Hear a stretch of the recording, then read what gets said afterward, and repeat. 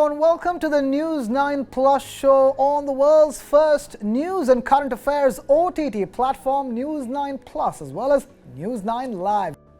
We begin with our top focus tonight, and that is the JN.1 variant of COVID-19 that's increasing cases in India with every passing day. And today, there was a high-level meeting chaired by India's Union Health Minister Mansukh Mandaviya with all other state health ministers in attendance. It was a virtual meeting, and there was talk about how India as a country has to come together to combat this new variant, which could be far more lethal. We are still understanding what the JN.1 variant is all about and how lethal is it going to be. And to understand that better, we have Dr. SWAMINATHAN, Senior Consultant, Infectious Disease, GLENEAGLES Global Health City, straight from Tamil Nadu. We also have Dr. ISHWAR, GILADA, Consultant, Infectious Disease, UNISON, MEDICARE and Research Center, Mumbai, joining us. Thank you both of you for taking time out to be with us. So we begin with Dr. SWAMINATHAN. Dr. SWAMINATHAN, there was now a meeting to take cognizance at a government level, at a central government level. Tell us, the Union Health Minister talking about we need, mock drills in hospitals across the country. What kind of a situation are we in at this point? And more importantly, how do we go forward from here? Part of this is learning from what we have gone through in the past. It's about staying prepared and being ready for any kind of situation that may come up in front of us. This is not necessarily a response to what we anticipate at this point of time. So all the markers that we are seeing from the Western world and also from South and Southeast Asia is that it's not as bad as people should be petrified about.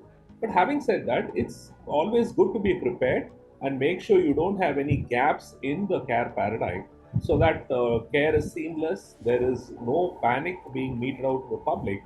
And it's always good to be ready before any kind of a wave, if we are thinking about it, hits us. So I think this is more prep work and in terms of mitigation rather than a real panic situation. So I think this is a good step.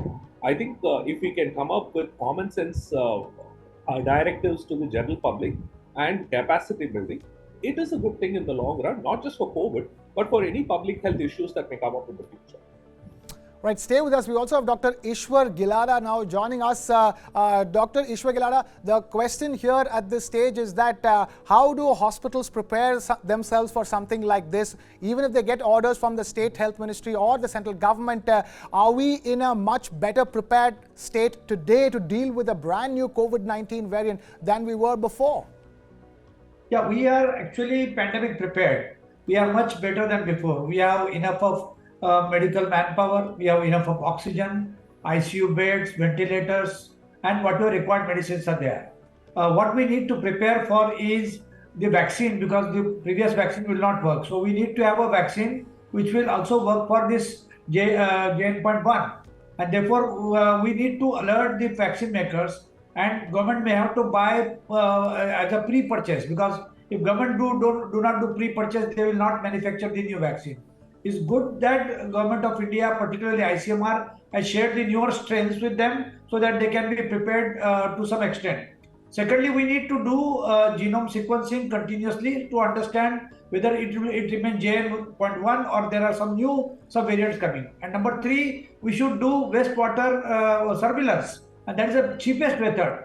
And particularly in big cities, municipal corporation, where they do wastewater management, they can do a PCR test on the wastewater waste and then find out whether there is an infection in that community or not. So rather than expecting individual to be diagnosed, you diagnose the community, you diagnose the town, you diagnose the place, and then that can give you 10 days in advance indication that yes, a big problem is going to arise.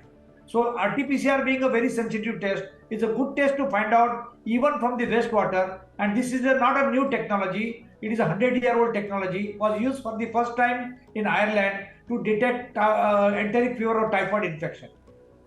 Right, so that's as far as testing is concerned, but the question here is that Dr. GILADA is talking about the fact that the existing vaccines might not combat JN.1. Dr. Swaminathan, would you also concur with that? So you need to ask yourself an important question. the point is that although we don't have a very good fit against the current virus, what is the intent of the vaccine is what needs to be seen. So obviously we're going to have breakthrough infections, and please note that even in countries where the vaccination status has been exceedingly aggressive, there are places where they're given 3-4 boosters and all that stuff. In spite of it, they are having some amount of breakthrough infections. What is more important is, are we seeing excess hospitalization, ICU admissions, and as a result, mortality? That's what is important, because infections will keep happening. And even if we do start making a vaccine, it is going to be frankly impossible for us to vaccinate the entire country in a short period of time. Because even if we share the sequence and they start making it, we can at best target maybe 6 months from now. And the speed at which the JN.1 is going past, it will probably be over by the 15th of January, no later than, say, Republic Day. So I don't think we'll have enough time for the vaccine. Is the vaccine a good idea? It's a nice idea. But I suspect it may not be practicable to get that done in a short period of time. And I think we need to rely on what our hybrid immunity is to combat this particular issue. And that's where the data from other countries comes in. We need to look at very carefully data that's coming in, not just from China, but also from Singapore, Western Europe, and North America. And the good news is, although there has been a rise in not just infections, but also hospitalizations, the delta, the percentage change is actually very, very small. The US has reported a 3% rise in hospital admissions and ICU admissions. 3% is not a huge number, 3% over their current baseline, which basically is something that we can easily handle at this point of time. Obviously, there are a lot of unknowns here, because our immunity may be slightly different from their immunity. Will we respond the same way? All those things are unknown, but we'll have to continue data collection. Dr. GILADA pointed it out. Things like wastewater surveillance and things like that are obviously critical to know where it is moving faster, and resource allocation based on need is probably a better idea rather than to try and shove everything everywhere. All right, Dr. SWAMINATHAN, thank you so much for joining us. And of course, Dr. GILADA, also thank you so much for taking time out to be with us. Time now to shift our focus away from that and on to the second lead story tonight. Our second lead story tonight has got to do with India's Prime Minister Narendra Modi, who has spoken finally for the first time about allegations of an assassination plot in the US. Many questions were raised. Will this issue cause trouble in the newly rebooted US-India ties thanks to PM Modi? And now PM Modi himself has cleared the air, saying that we will go by the rule of law. We will need to look into anything that an Indian does on American soil, good or bad, and that these incidents will not affect the bilateral relationship between India and the United States of America. To understand this better, we have Ambassador KP Fabian, former Indian diplomat, now joining us on the News9 Plus show. Thank you so much for taking time out to be with us, sir. The question here is that it's now the Prime Minister himself who's come out in the open and spoken, and of course reassured those who are worried how this entire issue, this Guru Patwant Singh Pannu issue, will affect the India-America partnership. Thank you. Well, it is abundantly clear that the United States has, mark my words, apparently solid evidence of an attempt from India to murder the person whose name you have mentioned. I said apparently solid because the Federal Bureau of Investigation has presented an indictment where all this is clearly stated. Now, I do not think that this matter is going to affect seriously Indo-American relations, because we have to look at the big picture. Both India and America need each other. At the same time, as the Prime Minister has now clarified, though earlier the External Affairs Minister also had clarified that since America is giving us evidence or inputs, we are prepared to look into the matter. And I suppose we have been looking into the matter, and let us hope it will be resolved soon. But as I said, we have to take note of the fact that America has, apparently solid evidence. Right. the reason why there were worries surrounding what's going to happen to the India-US partnership is because of what happened before with India and Canada, and that led to huge diplomatic tensions that are yet to even abate completely. And before that, we have this issue with the US. And in that sense, how do you compare these two issues and these two relationships?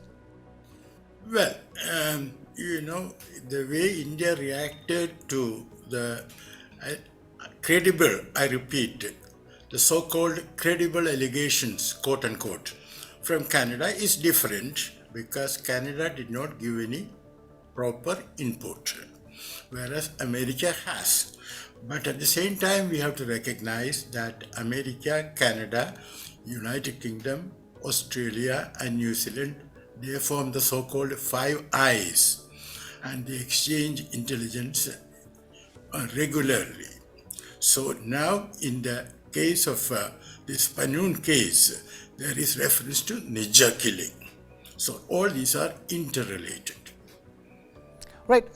Tell us about the way forward. What happens now? Because at the end of the day, Guru Patwant Singh Pannu is a dual citizen, has a dual citizenship of US and Canada.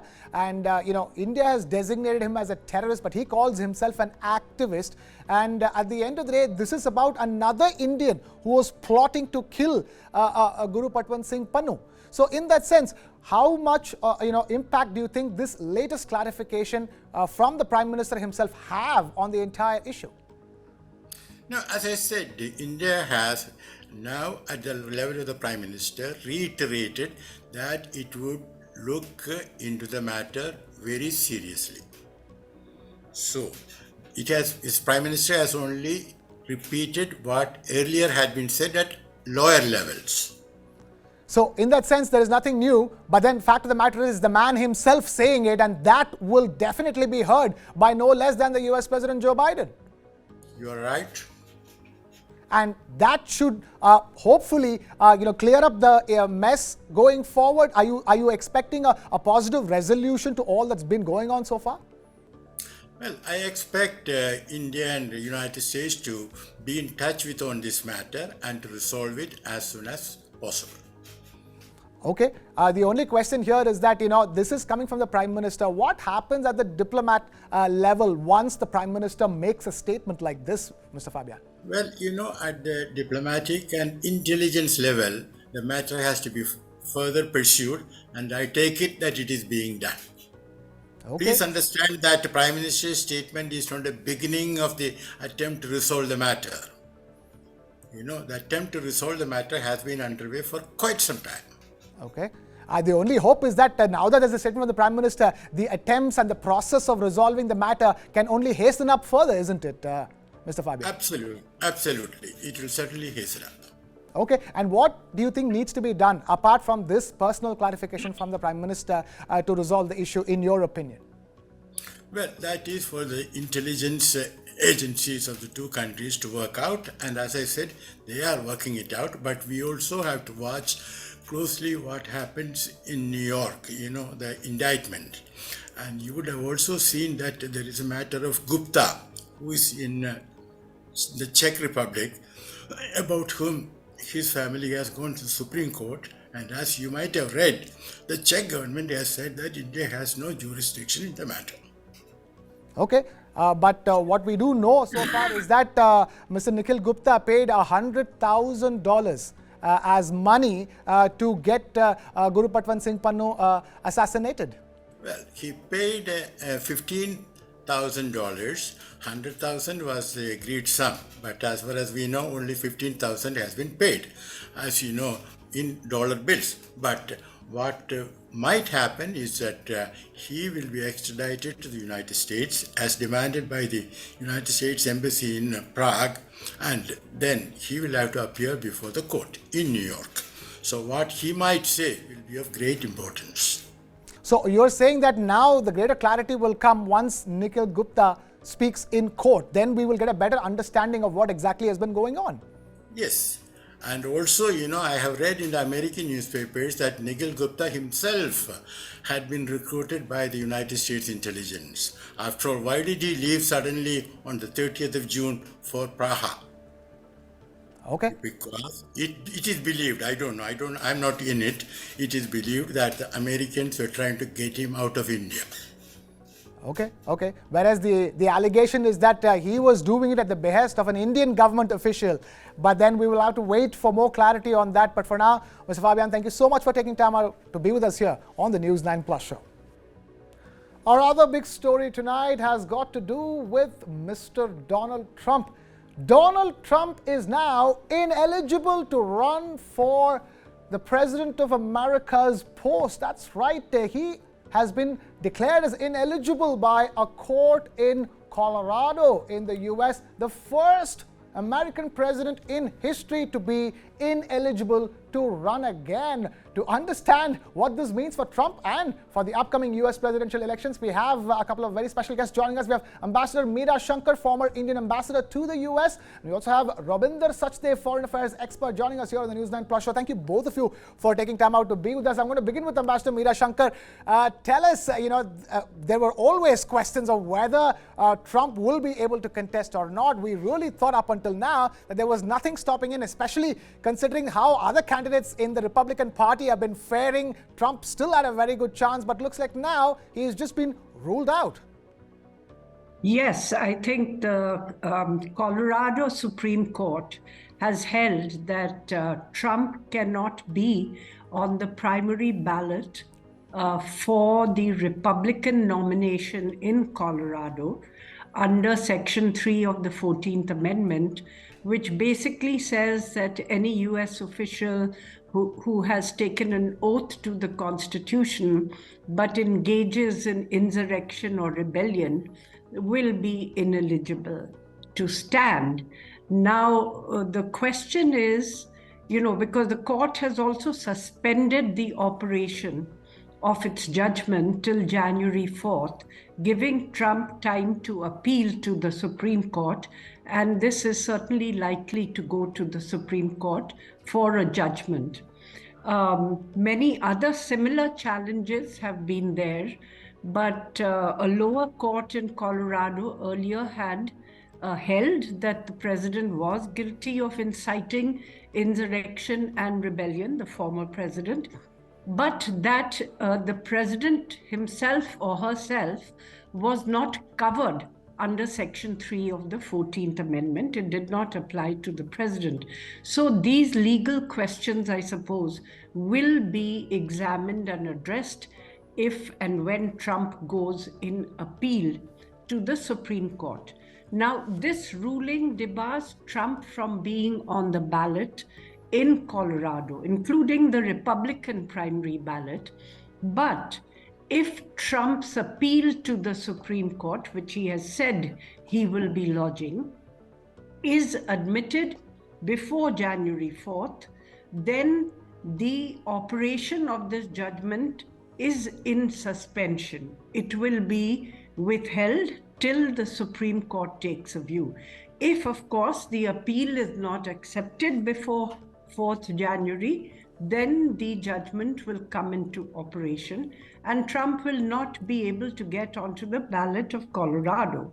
But other states, the Colorado writ will not apply in other states. So he will be free to actually contest in the other states unless there is a specific ruling by the Supreme Court of that state or a court in any state, or the Supreme Court of the United States rules that he is ineligible under Section 3 of the 14th Amendment.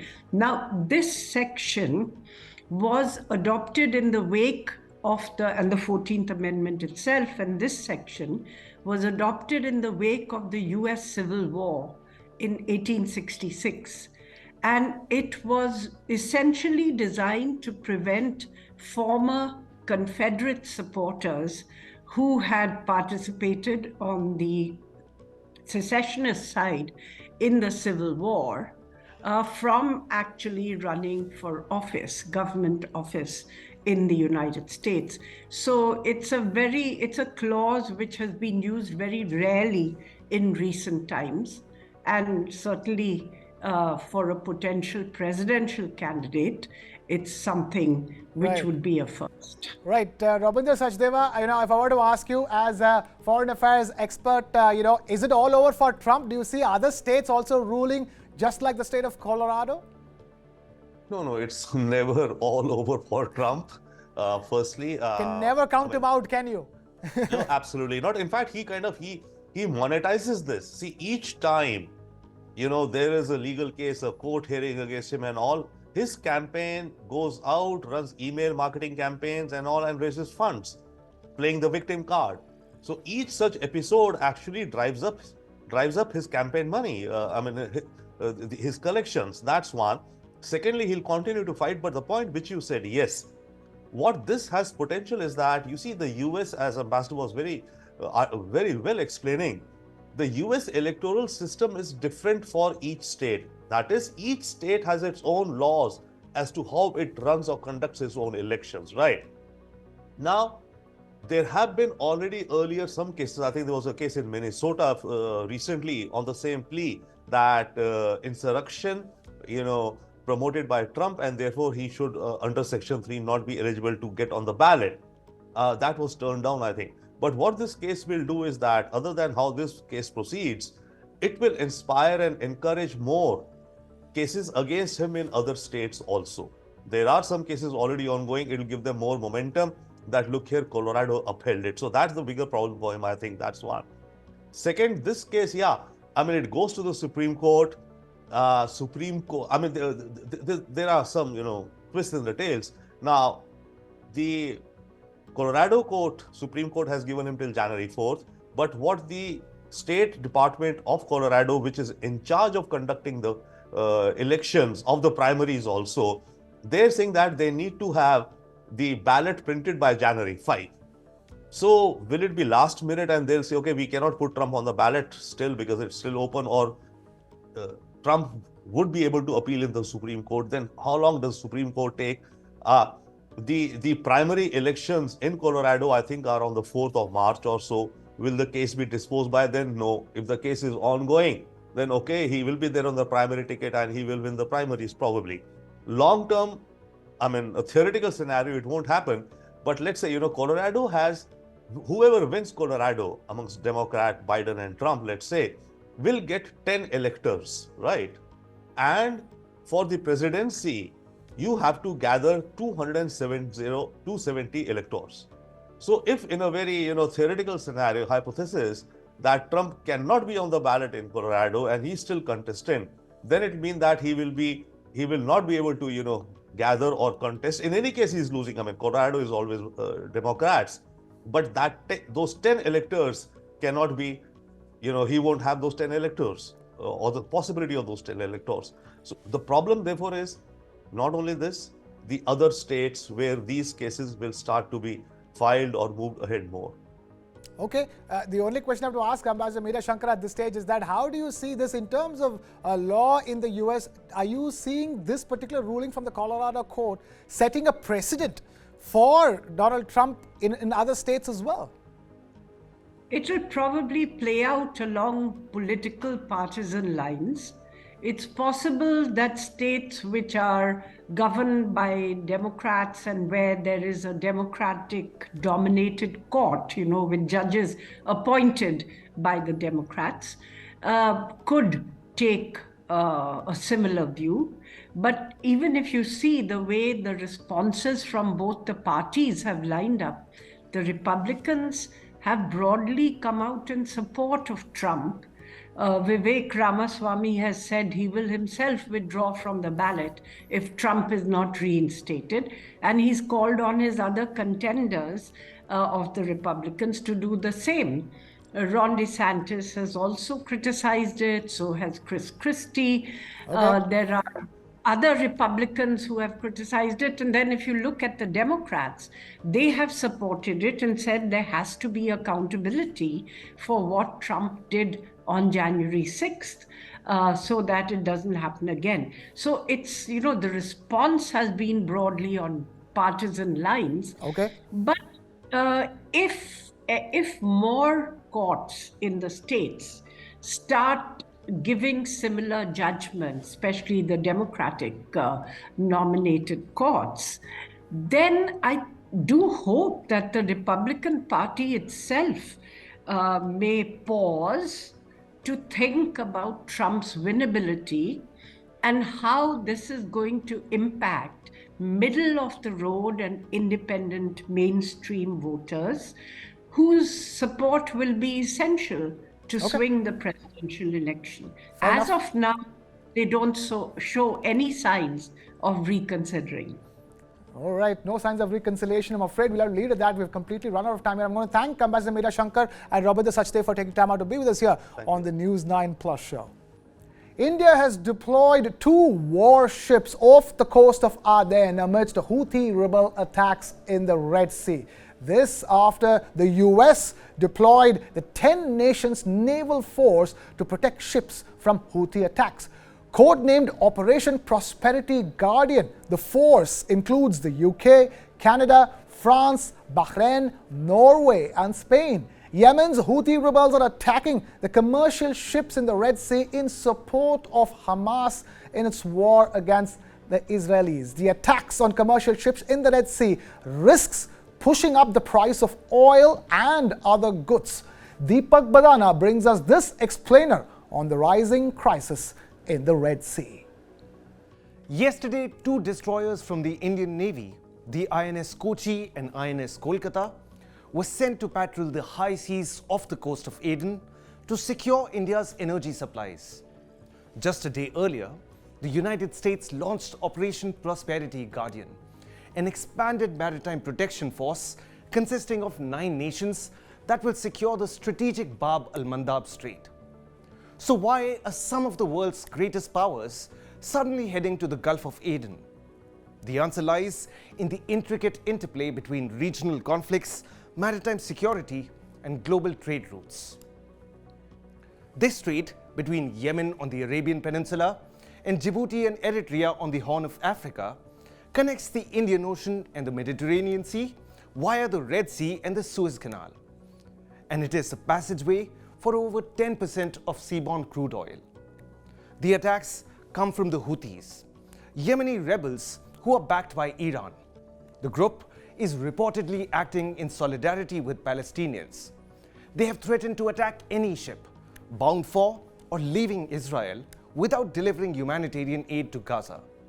The attacks began on November 19th when Houthi fighters hijacked a cargo ship. Then on December 12th, a Houthi missile damaged a Norwegian tanker. On December 15th, projectiles hit Hapag-Lloyd's container ship Al Jazeera and a drone attacked the Liberian-flagged MSC Palladium 3. Even French warships have been targeted. These attacks have serious implications for East-West commerce and commodity shipments through the Suez Canal. They impact delivery of seaborne crude oil, leading to a rise in global energy costs and rising war risk premiums for shipping companies. Presently, major shipping companies like MSC, Maersk, CMA CGM and others have temporarily suspended Suez Canal use, opting for the 8,900-kilometer longer route around the Cape of Good Hope. In response, the US Central Command reported that the guided missile destroyer Karne shot down 14 Houthi drones, and the US launched Operation Prosperity Guardian to counter Houthi attacks and to ensure commercial shipping safety. Ongoing discussions involve Arab states like Jordan, UAE, Saudi Arabia, Qatar, Oman and Egypt, and Bahrain forming a multinational task force to further secure the region. As Houthi rebels maintain control over this strategic choke point, the repercussions extend far beyond the Red Sea, impacting economies, shipping operations, and the stability of global energy markets.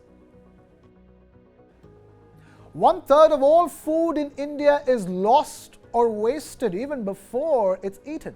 Nearly 50,000 crore rupees worth of food is wasted in India every single year. 68.7 million tons of food, or about 50 kilograms per person, is wasted annually in Indian homes. India, a country renowned for its extensive culinary history, is sadly facing a serious problem of food waste. This urgent problem has humanitarian and economic ramifications because millions of tons of food are wasted every year and a sizable section of the population still faces starvation. The poor infrastructure for transportation and storage of food is one of the primary causes of food waste in India. Inadequate facilities cause a large volume of food to just go spoilt or rotten, which costs farmers and other producers a lot of money. There is a need for improved management techniques and raised consumer knowledge of responsible consumption. Take a look at this report of ours called Rotten Reality. You can watch this and many more such stories only on the News9 Plus app. Download it from the App Store or the Play Store. But for now, thanks for watching. This is Krishna Kumar signing off.